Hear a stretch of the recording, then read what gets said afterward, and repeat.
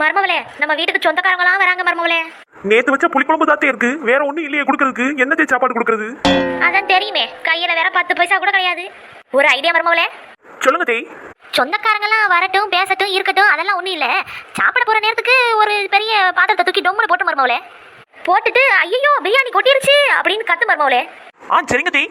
இன்னும் 5 நிமிஷத்துக்கு அப்புறம் இன்னொரு பாத்திரத்தை போட்டு மருமவளே. என்னாச்சு அப்படின்னு நான் இங்கிருந்து கேட்கிறேன். அங்கிருந்து சிக்கன் எல்லாம் கொட்டி போச்சு அப்படின்னு சொல்லு. அப்புறம் என்ன மருமவளே, எல்லாம் முடிஞ்சது, இதுதான் புளிக்குழம்பு இருக்குது அப்படின்னு சொல்லி அவங்க கொடுத்துருவோம். சரிங்க தேய், இப்படியே பண்ணிடலாம். நீங்க கேடி பில்லா கில்லாடி ரங்கா தேய். மூஞ்சிக்கு முன்னாடி புகழாத மருமவளே, ரொம்ப கூச்சமா இருக்கா இல்லையா? ஏ தேய், இப்ப புகழட்டுமா? இந்த காமெடி தான் மருமவளே உங்ககிட்ட எனக்கு ரொம்ப பிடிச்சது. சரி மருமவளே, அவங்க வர்ற மாதிரி இருக்கு, நீ உள்ள போ. அடடே, வாங்க வாங்க எல்லாரும் வாங்க. என்னாச்சு மருமவளே? அந்த பழைய புளிக்குழம்பும் கொட்டி போச்சு தேய்.